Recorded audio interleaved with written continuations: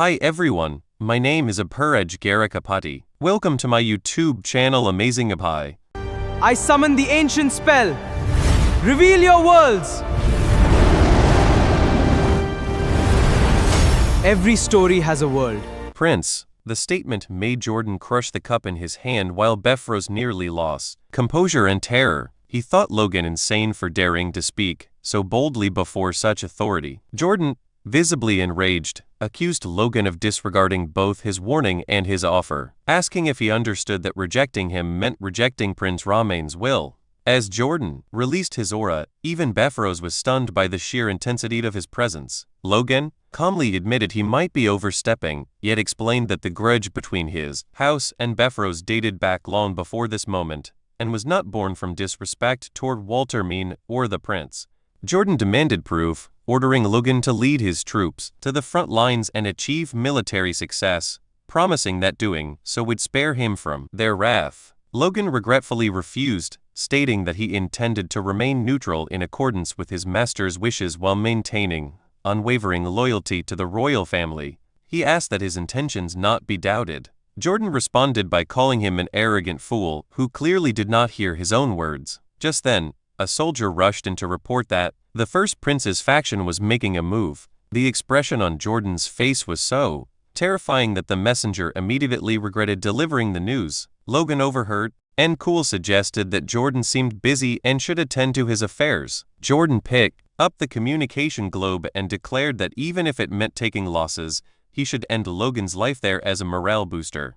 Logan countered by questioning whether such losses were truly affordable, given how evenly matched the front lines reportedly were. Jordan branded him a thunderous fool and warned that he would soon understand the consequences of his actions. Tossing the communication globe to Befros, he summoned his lieutenant and ordered him to take several men to keep watch on Logan, referring to him as the arrogant brat from earlier. Watching this unfold, Befros thought the foolish meeklings were hastening their own destruction and concluded that it would not be a bad outcome if they were ultimately crushed by Walter Mean's own hands. Somewhere else, a blond man was laughing uncontrollably. It was such good news and expressed his appreciation to Logan for providing it. Logan noted that immediately after his communication with Jordan, Walter Mean had ended.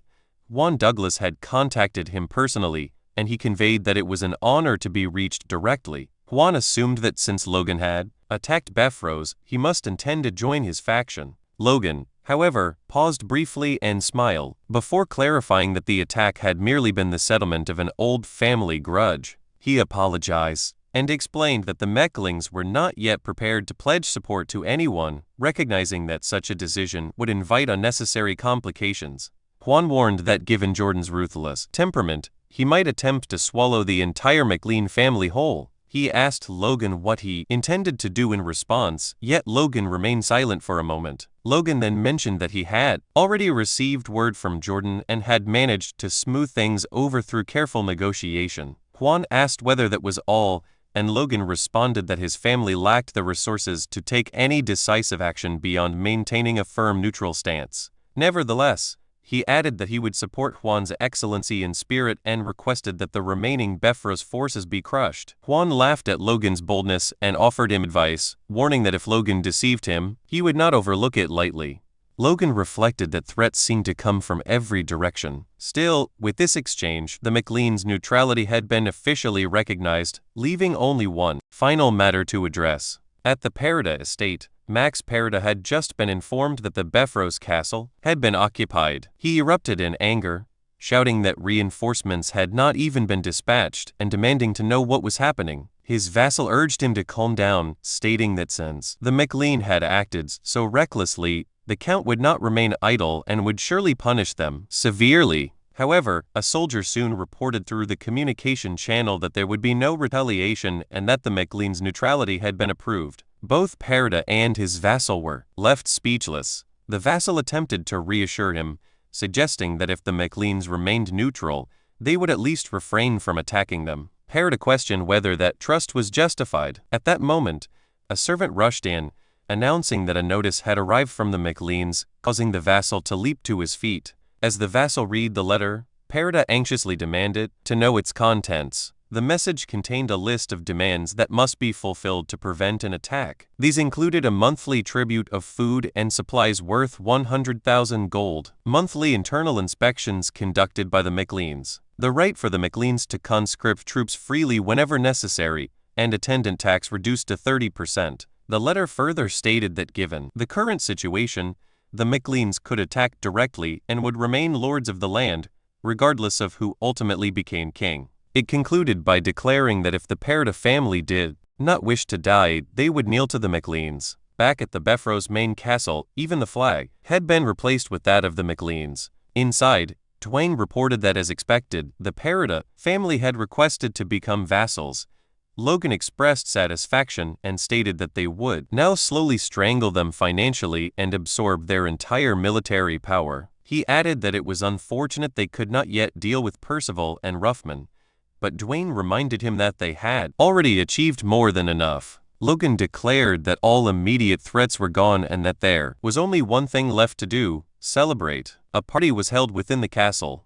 Logan announced that the war was over and encouraged everyone to eat, drink, and enjoy themselves. The soldiers gathered in small groups, Dwayne, Hinckley, and Kaiselin together, Hammer, Philip, and Clayton laughing over drinks, Rick conversing with a female servant, Patrick sharing a moment with Marion. Only Victor appeared, visibly troubled. After some time, Patrick approached Logan and suggested that it was time. Logan agreed and called Captain Hinckley forward, addressing him formally as Sir, signaling that something official was about to occur. Patrick, already somewhat drunk, attempted to scold Hinckley for failing to salute his future lord properly, but Marion restrained him. Logan announced that for leading the Night Order and securing victory in the war, Hinckley deserved a reward. He declared that Sir Hinckley would receive 1 million gold and land of equal value. Hinckley stood stunned, and murmurs spread through the hall. Someone questioned whether the territory had not been nearly bankrupt not long ago, and others remarked that the young master had emptied the castle treasury entirely, which explained why wine was being poured so freely. Logan privately lamented that it would have been even better had the Beffrose forces not looted the artifact vault beforehand. He then turned to Clayton and addressed him respectfully as Lord.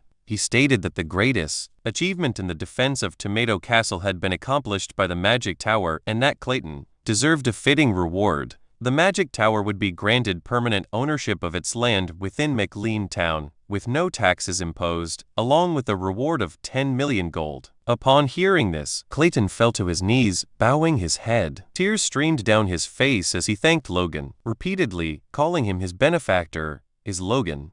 While Victor observed that Clayton was somehow smiling and crying at the same time, at watching the festivities unfold, Logan privately thought about how incredible it felt to play the role of a generous lord while spending someone else's money. His attention soon shifted to Eileen, who stood beside him wearing a beautiful cherry-red dress. Logan asked whether she truly loved the rewards that much, remarking that the Floyd family was hardly poor. Eileen explained that it was not simply about that. Before we move ahead, please take a second to like on this video. A like tells me that you enjoyed this topic. Your support helps Amazing a Pie grow naturally. Money, but the fact that it was the first wealth she had earned through her own efforts. She reflected on how rare it was for women in their country to have opportunities to earn such sums, and admitted that achieving even this much made her feel as though she had fulfilled part of her dream. Ronan approached to catch Logan's attention and asked whether their blacksmith would also be rewarded, noting that Hammer appeared to be waiting expectantly. Logan laughed, recalling however, since receiving a sword from Hammer, the blacksmith had been looking out for him. He confirmed that he had already prepared the perfect gift, leaving Hammer curious about what it could be. Outside the castle, a carriage came to a halt. A MacLean soldier ordered a dwarf to step down, announcing that they had arrived. The dwarf, whose left hand had been replaced with a hook, grumbled that he could not believe humans were cramming slaves into carriages like cargo. As he disembarked, he muttered that their new master must surely be a twisted pervert. Within the city, however, the atmosphere was lively. People walked the streets cheerfully, children played freely, and happiness seemed to radiate throughout the town. Observing this, the dwarf wondered if this was truly the place where they would now be working. He was not alone in his confusion. More dwarves climbed down from the carriage, remarking on the overwhelming number of humans and admitting their discomfort. They spoke among themselves, surprised that such fine carriages had been sent to transport them, as nobles typically treated dwarves like livestock, meant only for hauling. One dwarf commented that nobles usually viewed them no differently than animals, while another cautioned against expecting too much, insisting that all nobles were fundamentally alike, and that some merely flaunted their wealth by providing luxurious transport even for slaves. A red-haired dwarf named Tamer silenced his companion, warning him that someone might overhear, yet his friend challenged him, asking whether a proud dwarf like him intended to grovel before humans, and whether losing his left hand had also cost him his pride. A guard shouted for the dwarves to move if they were all off the carriage. As Tamer turned his head, he reflected bitterly on his companion's words, calling him a fool in his thoughts, and recognizing that clinging to pride only worsened their suffering. Staring at the hook that had replaced his hand, he'd admitted to himself that he had indeed lost his pride the moment he lost that hand. For a dwarf who could no longer forge properly, abandoning pride had become the only way to survive. The dwarves followed the McLean guard through the city. Tamer walked at the front with his head lowered, uncertain of what awaited them, fixating on the ground. He questioned whether life was even worth living anymore, and wondered if death might be the only escape from his misery. They were greeted by a cheerful man with gray hair and a beard who expressed delight at their arrival. After counting them and confirming there were 10, an ideal number, he called for someone to inform Lord Hammer that the kin he had requested had arrived. The dwarf struggled to comprehend what they had heard, astonished by the idea of a dwarf being addressed as a lord. Tamer stepped forward and asked whether the man had truly said Lord Hammer. When asked if he knew him, the man proudly spoke of Hammer as the greatest craftsman in their territory, crediting his creations with transforming the land. Because of this reputation, he added, high expectations were placed upon the newly arrived dwarves as well. Hearing a human speak with such respect about a dwarf caused Tamer's expression to brighten. He found himself wondering just how remarkable Hammer must be for a human territory to honor dwarves in this way.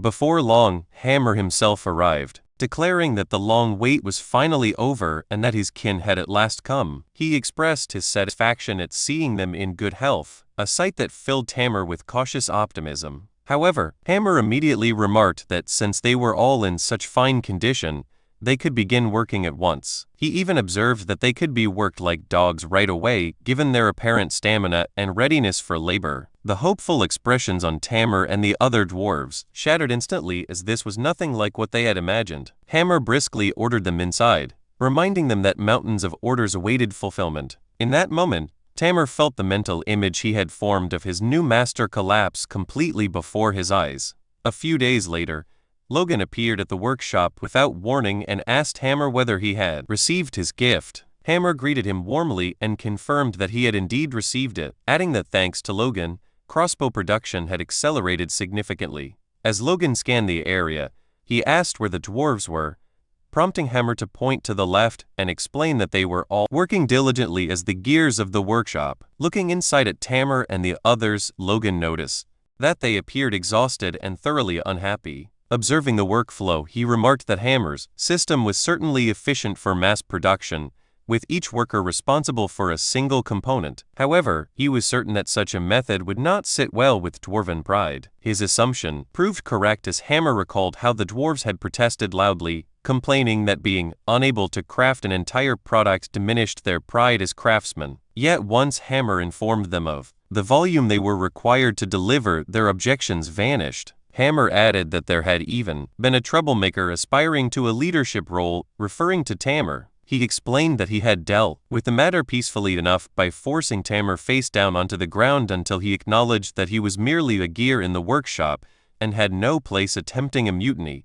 Hearing this, Logan laughed and remarked that this was exactly like Hammer, handling everything with ruthless efficiency. Hammer responded that he had learned everything from his master, while the dwarves watching the exchange silently branded both men as devils. Still, Tamer reflected on the situation and realized that Hammer had offered them the same deal Logan once offered him. If they worked their hardest for Logan for 20 years, they would be granted freedom. Staring at the part he was crafting, Tamer acknowledged that this agreement was a chance they would likely never receive again. As Hammer watched the dwarves labor, he turned to Logan and asked why they needed so many crossbows, noting that the requested amount would arm 10,000 people with plenty left over. Logan calmly replied that this was precisely because 10,000 people would be using them. Stunned, Hammer exclaimed that they were effectively producing a 10-year supply in advance and called it excessive preparation. Logan laughed and corrected him, revealing that he was creating a militia of roughly 10,000 recruitment for which was already underway.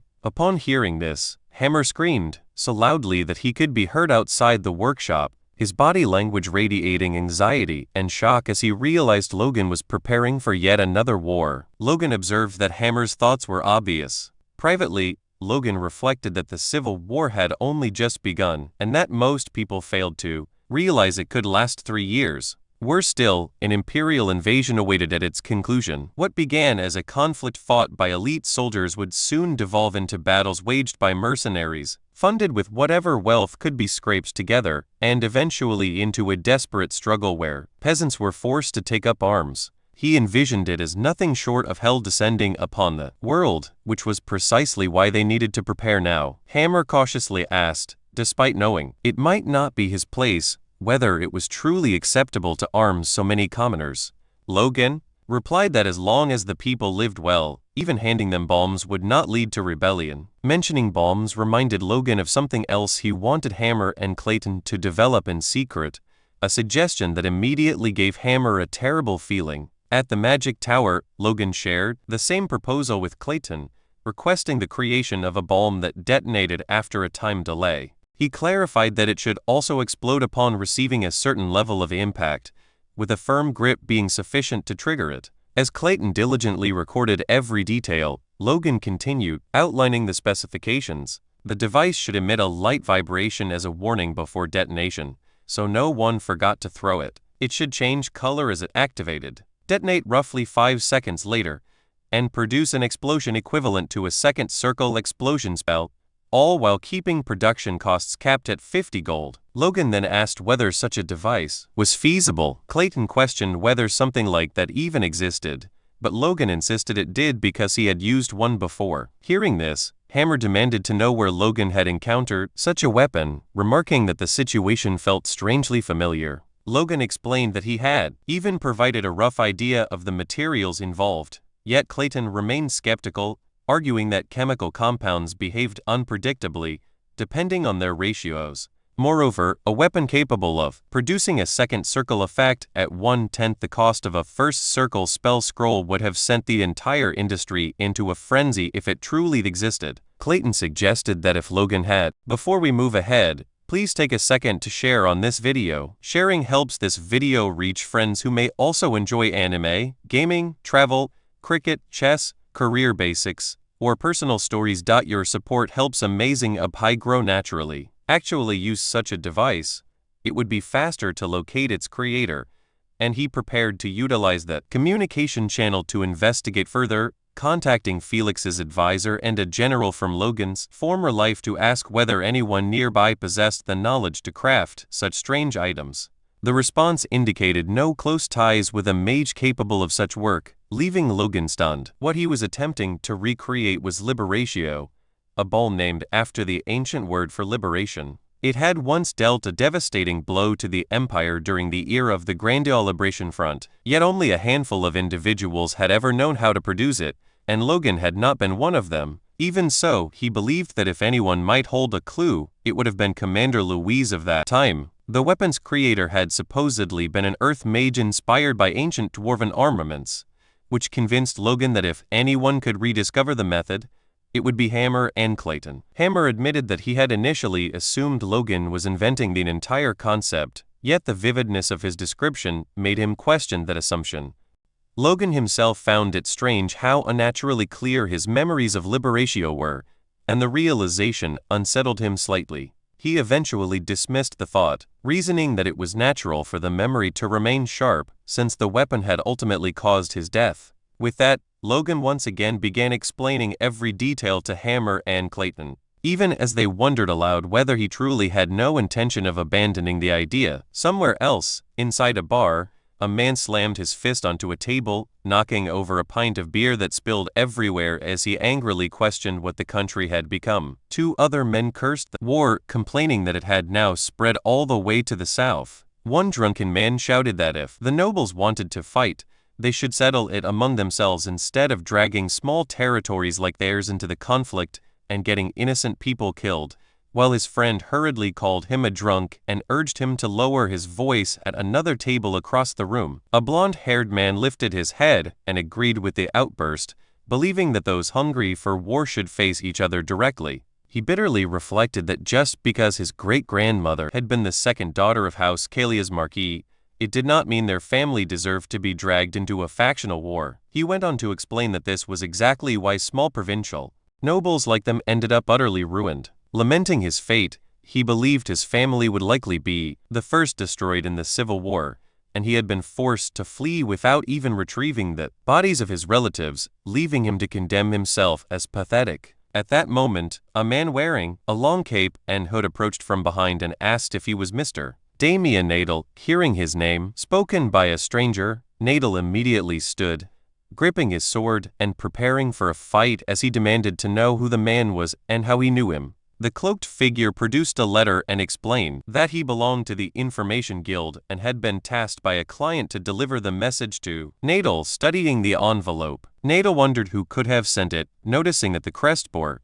a sigil resembling a red flame. Back inside the castle, the ever-loyal servant Rick approached Logan and asked about the stack of papers before him. Watching Logan write, Rick wondered if he was planning to host a party, only for Logan to internally dismiss the idea as madness and question why he would celebrate during such times. He clarified that the letters were meant for talented individuals who had lost their masters in the Civil War. Rick quickly realized Logan intended to recruit them, prompting Logan to silently acknowledge his perception. Rick explained that years of observation had made Logan's intentions easy to read, but he still questioned whether any famous knights even remained in such ruined territories, as he had heard of none. Logan explained that most were currently nothing more than heirs to minor lands or ordinary soldiers who, if abandoned, would likely drift into becoming wandering mercenaries. Rick wondered why Logan would bother recruiting such people and whether their forces were truly so lacking. Logan reflected on the saying,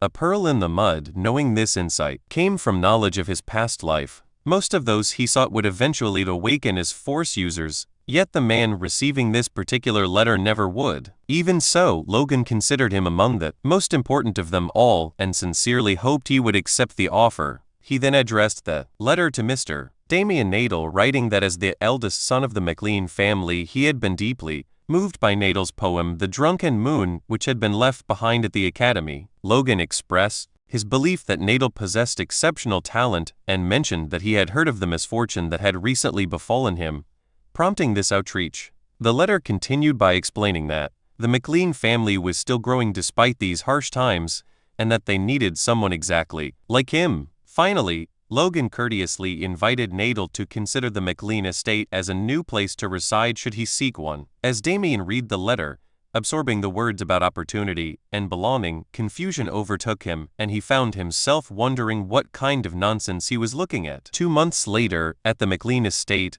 a large crowd had gathered at the gates. One of the guards asked his colleague where all these people had come from, but the other had no answer. What they did know was that every single one of them claimed to have received a letter from the young master standing behind one of the guards. Damien confirmed that the crest stamped on the letter was indeed the MacLean sigil. Upon hearing this, the guard instructed the group to follow him inside. Damien then stepped forward, presenting his own letter, bearing the same sigil and explaining that he had received it from Logan himself. The guard examined it carefully and confirmed that the seal was authentic. He then studied Damien's appearance, noticing how shy and anxious he seemed about the entire situation. After verifying the letter, the guard told Damien to follow him, privately wondering why the young master would send a letter to someone who looked like a mere vagrant. They walked through the city streets and toured the castle. As Damien looked around, he began to question the situation. He wondered whether the MacLeans were expanding their territory by taking in war refugees. Even so, he could not understand why he, of all people, had received such a letter. The city appeared peaceful and orderly, which made him question whether Logan might have sent the invitation to the wrong person. Inside the castle, Damien finally met Logan. Logan warmly took his hand, introduced himself, and remarked that Damien must be exhausted from the long journey. Damien nervously returned to the greeting, still wondering if there had been some mistake. Logan invited him to sit and talk, offering him a cup of tea and noting that it was still warm. Damien thanked him and carefully began sipping while studying Logan's appearance. He tried to recall whether they had met before, but quickly dismissed the thought, certain he would not have forgotten someone with striking red hair and red eyes. Yet he could not comprehend why Logan appeared so genuinely pleased to see him. Looking at Damien, Logan reflected that even the genius of the Liberation Front had once possessed such a clueless side. In Logan's past life, Damien and Adele had been a master of encryption systems and a genius in information management. For more than 20 years, he had safeguarded the identities of Liberation Front members with unwavering precision. His talent had been extraordinary, but what made him truly valuable was his upright character. Even after losing his entire family during the Civil War, he had fought for decades for the future of the struggling nation. Logan believed that if he could win Damien's loyalty, he would gain an ally he could trust without reservation. Logan began the conversation by mentioning that he had heard Damien graduated from the Academy's Public Administration Department. He then asked whether Damien would consider starting as an assistant to the chief administrator, adding that if he proved his ability, he might one day oversee an entire city. The proposal left Damien stunned. He questioned why Logan would go to such lengths for someone like him, and Logan asked whether Damien truly did not understand. When Damien admitted he did not, Logan explained that he had genuinely been moved by his poem, The Drunken Moon, as mentioned in the letter. Logan elaborated that poetic talent demonstrated an ability to grasp context and express ideas concisely, which were valuable skills in management and administration. Yet Damien internally dismissed this reasoning as nonsense. Meanwhile, Logan calmly sipped his tea with his little finger slightly raised, as was customary among certain nobles, and privately acknowledged that his explanation sounded absurd. Even so, he knew he had to secure Damien at any cost. Logan reflected that perhaps the McLeans were still a small house now, but someday they would become more than just another noble family. When that day came, Damien would prove to be an invaluable information manager, even if that was not yet his official role. For the time being, Damien would simply have to endure serving as an administrator. 1 week later, Dwayne's face was practically glowing with excitement as he told Logan that the new kid was incredible. He pointed toward Philip, grabbing him by the shoulder while explaining that Philip and Damien together had managed to complete the workload of more than 10 people on their own. Unable to hide his amazement, Dwayne asked Logan where he had managed to dig up such talent. Logan himself could hardly believe that the role had turned out to be such a perfect fit for Damien. He remarked that this was excellent news and instructed Dwayne to ensure Damien adjusted smoothly. Dwayne readily agreed, stating that talents of that caliber had to be treated with. Before we move ahead, please take a second to like on this video. A like tells me that you enjoyed this topic. Your support helps Amazing Pie grow naturally. The utmost care. He then shifted the conversation to another pressing matter. Because of the Civil War, a massive influx of refugees was arriving, and the town would reach its population limit far sooner than expected. Logan immediately considered accelerating the plans for a second town and asked whether the budget could support such a move. Dwayne replied that he had already run preliminary calculations, but the situation was not ideal. Lumber prices had skyrocketed due to the war, meaning that once construction began, the territory's finances would remain extremely tight until the yearly harvest. At that moment,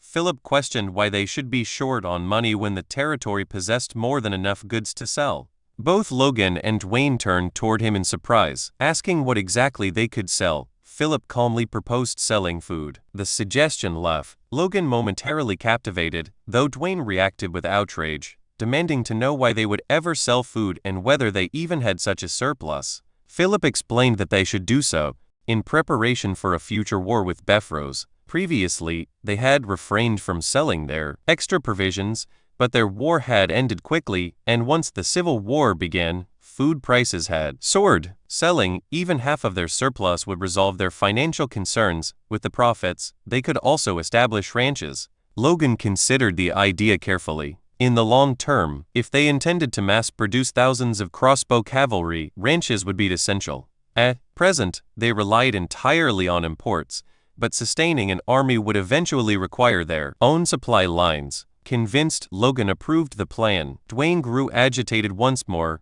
while Philip simply smiled cheerfully, remarking that he had known Logan would see things the same way. Logan instructed Dwayne to allow Philip to handle the matter, ordering Philip to squeeze out as much profit as possible and use any remaining funds to purchase lumber. He then directed Dwayne to begin preparations for constructing the second town, and Dwayne complied. Before leaving, Dwayne reached into his inner breast pocket and handed Logan a letter that had mistakenly been delivered to his office. Logan thanked him for taking the trouble to bring it personally. The letter bore a plain black seal with no crest, immediately signaling to Logan that it had come from the Information Guild. Philip and Dwayne bowed as they took their leave, and Logan bid them farewell, urging them to continue their work. Once alone, he opened the letter and began reading. It reported that the guild had located someone matching the description from a search request he had submitted. At first, Logan could not recall making any such request, but then the memory surfaced.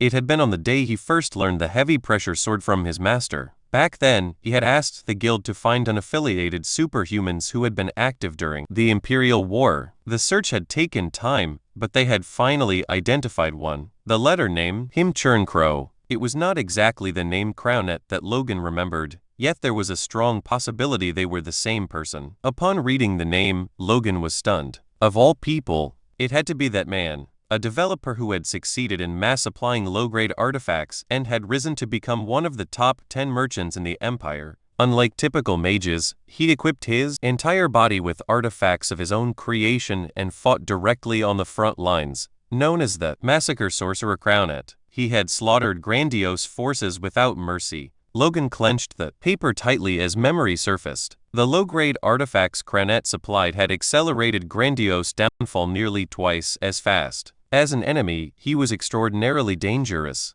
That left Logan with only two choices: recruit him if possible, and if that failed, he needed to eliminate him. The scene shifted to an Imperial border outpost where a lone soldier stood guard at the entrance, while a hooded traveler approached from the road. Before allowing him through, the guard ordered the figure to halt and asked whether he was a merchant. The traveler confirmed he was indeed a merchant from Grandia, which prompted the guard to remark that he had heard things that were chaotic these days. Turning slightly, the soldier stretched out his hand toward the stranger, hinting that times must be difficult for him. The hooded figure, who was Logan in disguise, stayed silent for a moment before letting a gold coin drop into the guard's palm in quiet agreement. The soldier examined the coin, relaxed instantly, and assured Logan there was nothing to worry about anymore. He granted him passage into the Empire and boasted that their lands were peaceful. As Logan crossed into the wide plains, he reflected that it had been a long time since he had last set foot in the Empire. According to the Information Guild's report,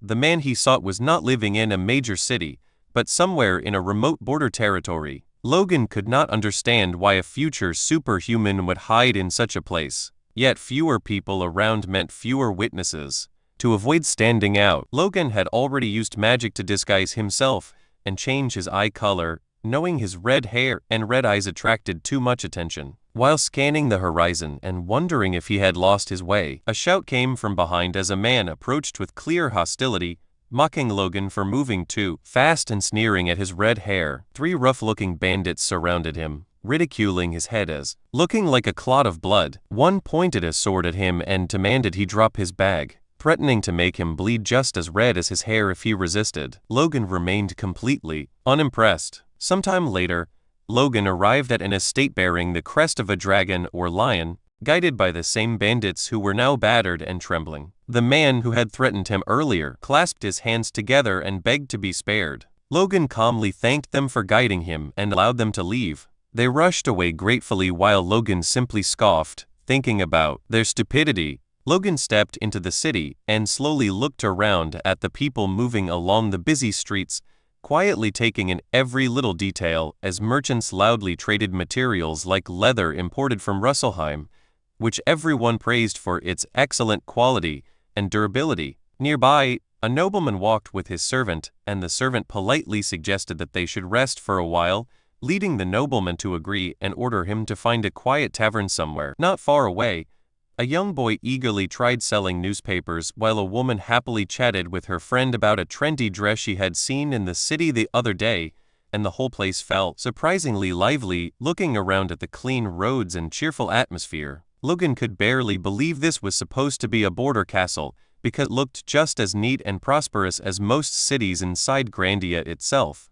He pulled out his map and quietly checked the location again, reminding himself that the man he was searching for supposedly lived somewhere isolated even inside this castle, yet he still felt sure he had reached the right place. Raising his head with his disguised blue eyes, Logan confirmed his destination when he saw a Gothic-looking manor standing grim and silent ahead of him. He stared at it without saying anything, then calmly placed the map back into his bag and stepped forward just before knocking. A dark thought crossed his mind about what if the man was already a superhuman, remembering how infamous the guy had been for his nasty temper, and how recruitment might easily turn into a fight. Logan reasoned that the man was probably a slow-cast-type mage, and if things went badly, killing him might even be possible. Realizing how messed up that thought sounded, Logan slapped his own face and cursed himself for thinking like that, reminding himself he came to recruit, not kill, and that he needed to swallow his past life grudge. For now, he knocked on the door,